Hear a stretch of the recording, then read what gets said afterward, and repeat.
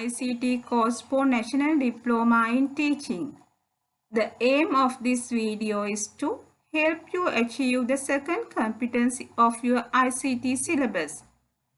The second competency is develops information and communicational technology based materials for the instructional process and educational management. Under this main competency, let's look at competency level 2.1. Applies instructional principles in the development of materials.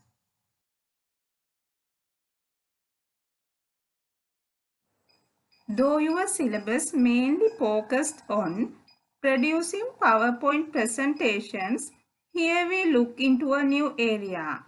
We are going to discuss about producing effective videos that can be used in the classroom. Video has become an important part of education.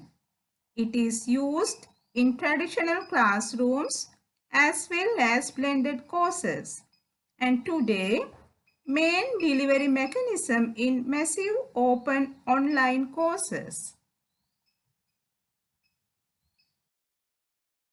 In order for video to serve as a productive part of learning experience, it is important for teacher to consider three elements for video design and implementation: cognitive load, non-cognitive elements that infect engagement, features that promote active learning.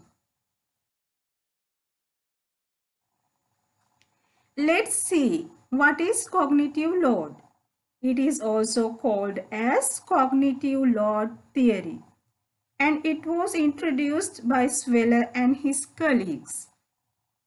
The theory says our sensory memory is short-lived. It collects information from the environment and processes in working memory. Working memory has very limited capacity, and the processing output of the working memory encodes into long-term memory. Long-term memory has virtual unlimited capacity. We need not to go into details of this theory, but the main part of this theory is that the learner must be selective about what information from sensory memory to pay attention to during the learning process. Based on cognitive load theory, Mayer has introduced cognitive theory of multimedia learning. Cognitive theory of multimedia learning, noting that working memory has two channels to gain information and process information. Each channel has limited capacity. It also explains that learning is an active process of filtering, selecting, organizing, and integrating information. Basic principles.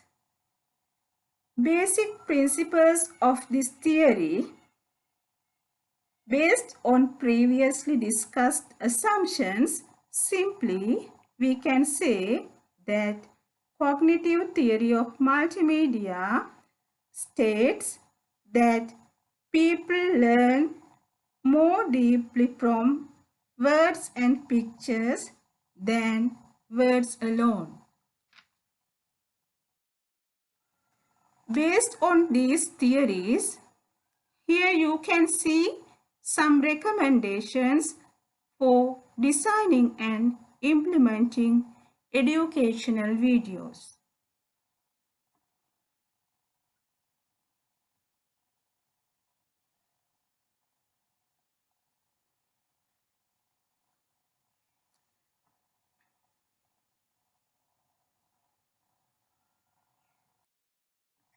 Let's practically apply above principles in the development of educational materials. This is the proposed assignment for you. The main benefit of this assignment is that you will tap into your creative wells to produce interesting and engaging content. You will learn how to use apps and software tools and use a medium that is present across every industry to present your own original thoughts.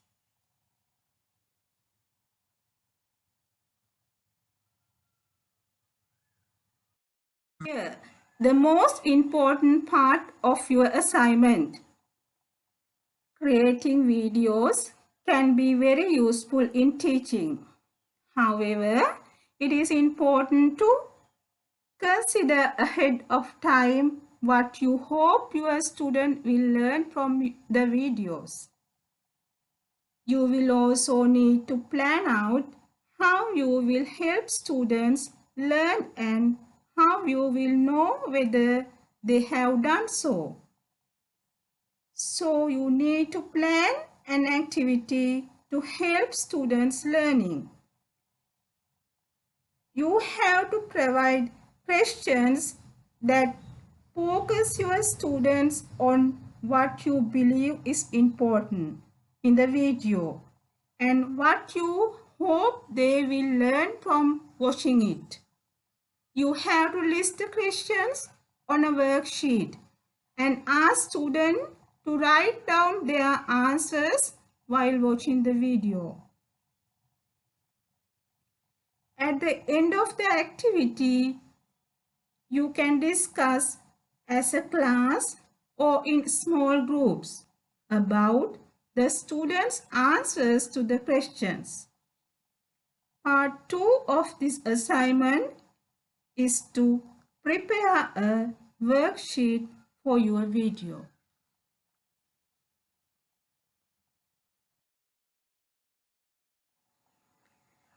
This is how you must submit your assignment. Remember, your assignment submission is highly strict to given rules.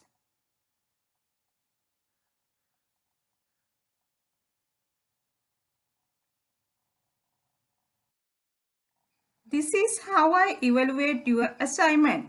These are the assignment assessment criteria. Let's see a sample video.